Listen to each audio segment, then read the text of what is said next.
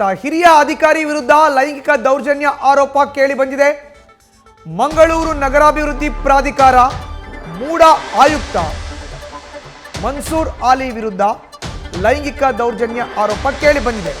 ಮಂಗಳೂರು ನಗರಾಭಿವೃದ್ಧಿ ಪ್ರಾಧಿಕಾರ ಮೂಡಾದ ಆಯುಕ್ತರು ಮನ್ಸೂರ್ ಆಲಿ ವಿರುದ್ಧ ಇದೀಗ ಲೈಂಗಿಕ ಕಿರುಕುಳ ಆರೋಪ ಕೇಳಿ ಬಂದಿದೆ. ಮಂಗಳೂರು ಪೂರ್ವ ಠಾಣೆಯಲ್ಲಿ ಪ್ರಕರಣ ದಾಖಲಿಸಿದ್ದಾರೆ ಸಂತ್ರಸ್ತ ಮಹಿಳೆ. ಮೂಡಾ ಕಚೇರಿಯಲ್ಲಿ ಉದ್ಯೋಗಿಯಾಗಿದ್ದಂಥ ಸಂತ್ರಸ್ತ ಮಹಿಳೆ ಈಗ ದೂರನ್ನ ದಾಖಲು ಮಾಡಿದ್ದಾರೆ. ಮೂಡಾ ಆಯುಕ್ತರಾದಂತಹ ಮನ್ಸೂರ್ ಅಲಿ ಅನ್ನೋರು ಅದೇ ಕಚೇರಿಯಲ್ಲಿ ಕೆಲಸ ಮಾಡ್ತಾರೆ, ಗುತ್ತಿಗೆ ಕೆಲಸ ಮಾಡ್ತಾರಂತಹ ಮಹಿಳೆಯ ಮೇಲೆ ಲೈಂಗಿಕ ದೌರ್ಜನ್ಯ ಎಸಗಿರುವ ಬಗ್ಗೆ ಈಗಾಗಲೇ ಕೇಸು ದಾಖಲಾಗಿದೆ. ಆ ಮಹಿಳೆ ದೂರಲ್ಲಿ ಹೇಳ್ತಾರೆ, ಅವರು ಲೇಟಾಗಿ ನಿಲ್ಲಿಸ್ತಾರೆ, ಮೈ ಮೇಲೆಲ್ಲ ಕೈ ಹಾಕ್ತಾರೆ, ಲೈಂಗಿಕ ದೌರ್ಜನ್ಯ ಮಾಡ್ತಾರೆ, ಮಾನಸಿಕವಾಗಿ ಕಿರುಕುಳ ಕೊಡ್ತಾರೆ ಅಂತ. ಇದರ ಬಗ್ಗೆ ಕೇಸು ಕೂಡ ದಾಖಲಾಗಿದೆ. ನಾನು ಈ ಕೃತ್ಯವನ್ನು ಬಲವಾಗಿ ಖಂಡನೆ ಮಾಡ್ತೇನೆ ಮತ್ತು ನಾನು ಪೊಲೀಸ್ ಕಮಿಷನರಲ್ಲಿ ಮನವಿ ಮಾಡ್ತೇನೆ. ಇಂತಹ ಕೃತ್ಯವನ್ನು ಬೇರೆ ಮಹಿಳೆಯರು ಕೂಡ ಮಾಡಿರುವ ಸಾಧ್ಯತೆ ಇರಬಹುದು. ಹಾಗಾಗಿ ವಿಶೇಷವಾಗಿ ತನಿಖೆಯನ್ನು ನಡೆಸಬೇಕು. ಅಷ್ಟೇ ಅಲ್ಲದೆ ಅವರನ್ನು ತಕ್ಷಣವಾಗಿ ಬಂಧನ ಮಾಡಬೇಕು. ಹಾಗೆ ಆಯುಕ್ತ ಏನು ಹುದ್ದೆ ಇದೆ ಅದನ್ನು ವಜಾಗೊಳಿಸಬೇಕು ಅಂತ ನಾನು ಮನವಿ ಮಾಡ್ತಾ ಇದ್ದೇನೆ. ಒಂದು ವೇಳೆ ಅವರನ್ನು ಬಂಧನೆ ಮಾಡಿ ಕಾನೂನು ಕ್ರಮ ಕೈಗೊಳ್ಳಿಲ್ಲ ಅಂತ ಹೇಳಿದ್ರೆ ಖಂಡಿತವಾಗಿ ಮುಂದಿನ ನಡೆ ಪ್ರತಿಭಟನೆಯನ್ನು ಮಾಡಬೇಕಾಗುತ್ತೆ ಅಂತ ಎಚ್ಚರಿಕೆಯನ್ನು ಕೊಡ್ತಾ ಇದ್ದೇನೆ.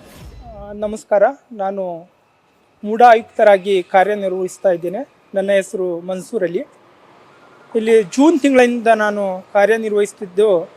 ನನ್ನ ಮೇಲೆ ನಮ್ಮ ಕಚೇರಿಯ ಹೊರಗುತ್ತಿಗೆ ಸಿಬ್ಬಂದಿಯಾಗಿರ್ತಕ್ಕಂತಹ ನೀತಾರವರು ದೂರನ್ನು ನೀಡುತ್ತಾರೆ. ನನಗೆ ಲೈಂಗಿಕ ಹಾಗೂ ಮಾನಸಿಕ ಕಿರುಕುಳ ಕೊಟ್ಟಿದ್ದಾರೆ ಅಂತ ಹೇಳಿಬಿಟ್ಟು ನಮ್ಮ ಮೂಡಾ ಕಚೇರಿಯಲ್ಲಿ ದಿನಾಂಕ 27/12/2023 ಸಾಮಾನ್ಯ ಸಭೆ ನಡೆದಿತ್ತು. ಆ ಸಾಮಾನ್ಯ ಸಭೆಯ ಪ್ರೊಸೀಡಿಂಗನ್ನು ಅವರು ನಡವಳಿಗಳನ್ನು ರೆಡಿ ಮಾಡಿ 3 ದಿನದೊಳಗಾಗಿ ಕೊಡಬೇಕು ಅಂತ ಅವ್ರಿಗೆ ನಿರ್ದೇಶನ ನೀಡಿದ್ದೆ. ಸುಮಾರು 100 ಪುಟಗಳಿಗೂ ಅದು ಹೆಚ್ಚಾಗಿತ್ತು. ಅದರಲ್ಲಿ ಸಾಕಷ್ಟು ತಪ್ಪು ಅವರು ಮುದ್ರಿಸಿ ತಂದುಕೊಟ್ಟಿರೋದ್ರಿಂದ ನಾನು ಅವ್ರಿಗೆ ಹೇಳಿದ್ದೆ, ಸರಿಯಾಗಿ ಕೆಲಸವನ್ನು ಮಾಡಂಗಿದ್ರೆ ನೀವು ಇಲ್ಲಿರಿ, ಇಲ್ಲಾಂದರೆ ಬೇರೆಯವರು ಕೆಲಸ ಮಾಡ್ತಾರೆ ನಿಮ್ಮ ಬದಲಿಗೆ ಅಂತ ತಿಳಿಸಿದಾಗ ಅವರು ನನ್ನ ಕಡೆಯಿಂದ ಇಷ್ಟೊಂದು ಕೆಲಸ ಮಾಡೋಕ್ಕೆ ಸಾಧ್ಯ ಇಲ್ಲ, ನೀವು ಬೇರೆ ಅವ್ರ ಕಡೆಯಿಂದಲೇ ಮಾಡಿ ಅಂಥೇಳಿ ಉದ್ದಟತನದಿಂದ ಮಾತಾಡಿ ಹೋಗಿದ್ರು. ಹಾಗಾಗಿ ನಾನು ಮರುದಿನ ನಮ್ಮ ಕಚೇರಿಯ EST ಸಿಬ್ಬಂದಿ ಕರೆದು ಅವ್ರ ಬದಲಾಗಿ ಬೇರೆ ಸಿಬ್ಬಂದಿಯನ್ನು ಕೊಡುವಂತೆ ನಾವು ಹೊರಗುತ್ತಿಗೆ ಏಜೆನ್ಸಿಗೆ ನಿರ್ದೇಶನ ನೀಡಿ ಅಂತ ಹೇಳಿದಾಗ ಅವರು ಕೆಲಸದಿಂದ ತೆಗೆದುಹಾಕ್ತಾರೆ ಅಂತ ಒಂದು ಭಯದಿಂದಲೋ ಅಥವಾ ನನ್ನ ಮೇಲೆ ಒಂದು ಅಗೆತನದಿಂದಲೋ ಈ ರೀತಿ ಒಂದು ಆಪಾದನೆ ಮಾಡಿದ್ರು ಅವರು. ಹೆಚ್ಚಿನ ಡೀಟೇಲ್ಸ್ ನಮ್ಮ ಪ್ರತಿನಿಧಿ ಕಿರಣ್ ನೀಡ್ತಾರೆ. ಕಿರಣ್, ನೋಡಿ, ಒಂದು ಕಡೆ ಆರೋಪ, ಮತ್ತೊಂದು ಕಡೆ ಅದಕ್ಕೆ ಸಮರ್ಥನೆ. ಒಟ್ಟಾರೆ ಘಟನೆ ಬಗ್ಗೆ ವಿವರಿಸೋದಾದ್ರೆ ಕಿರಣ್. ಮಧುಸೂದನ್, ಈ ಒಂದು ಘಟನೆ 6 ತಾರೀಕಿಗೆ ಬೆಳಕಿಗೆ ಬಂದಿದೆ. ಯಾಕಂದ್ರೆ ಯಾವಾಗ ಉರ್ವಾ ಪೊಲೀಸ್ ಠಾಣೆಯಲ್ಲಿ ಮಹಿಳೆ ಅಂದ್ರೆ ಹೊರಗುತ್ತಿಗೆ ಆಧಾರದಲ್ಲಿ ಕರ್ತವ್ಯ ನಿರ್ವಹಿಸುತ್ತಿದ್ದ ಮಹಿಳೆ ಪೊಲೀಸ್ ಸ್ಟೇಷನ್ ಅಲ್ಲಿ ಯಾವಾಗ ಪ್ರಕರಣ ದಾಖಲು ಮಾಡ್ತಾರೆ, ಅದರ ನಂತರ ಇದಕ್ಕೆ ಹೆಚ್ಚಿನ ಮಹತ್ವ ಬರುತ್ತೆ. ಯಾಕಂದ್ರೆ ಒಬ್ರು ಮೂಡಾ ಕಮಿಷನರ್ ಅಗೇನ್ಸ್ಟ್ ಅಂದ್ರೆ ಅವರ ವಿರುದ್ಧವಾಗಿ ಈ ಒಂದು ಪ್ರಕರಣ ದಾಖಲಾಗಿರುವಂಥದ್ದು. ಈ ಹಿನ್ನೆಲೆಯಲ್ಲಿ ಮತ್ತೆ ಇನ್ನೊಂದು ಹಿಂದೂ ಸಂಘಟನೆಗಳು ಕೂಡ ಇದರ ಮಿಡ್ಲಿಗೆ ಬಂದ್ಕೊಂಡು ತಾವು ಪ್ರತಿಭಟನೆ ಮಾಡ್ತೀವಿ, ಒಂದು ವೇಳೆ ಕಮಿಷನರ್ ವಿರುದ್ಧ ಏನೋ ಕಠಿಣ ಕ್ರಮ ತಗೊಳ್ಳಿಲ್ಲ ಅಂತ ಆದ್ರೆ, ಅವರನ್ನ ವಜಾ ಮಾಡಲಿಲ್ಲ ಅಂತ ಆದ್ರೆ ಇದಕ್ಕೆ ನಾವು ಪ್ರತಿಭಟನೆ ಮಾಡ್ತೀವಿ ಅನ್ನೋ ಎಚ್ಚರಿಕೆಯನ್ನ ಕೊಡ್ತಾರೆ. ಅದರ ನಡುವೆ ಈಗೊಂದು ಟ್ವಿಸ್ಟ್ ಸಿಕ್ಕಿರುವಂತದ್ದು. ಈ ಪ್ರಕರಣ ಒಂದು ಕಡೆಯಿಂದ ಯಾವಾಗ ತುಂಬಾ ಚರ್ಚೆಗೆ ಗ್ರಾಸವಾಗುತ್ತೆ, ಹಾಗೇನೆ ಅದ್ರ ಬಗ್ಗೆ ಹೆಚ್ಚು ಮಹತ್ವ ಬರ್ಲಿಕ್ಕೆ ಸ್ಟಾರ್ಟ್ ಆಗುತ್ತೆ.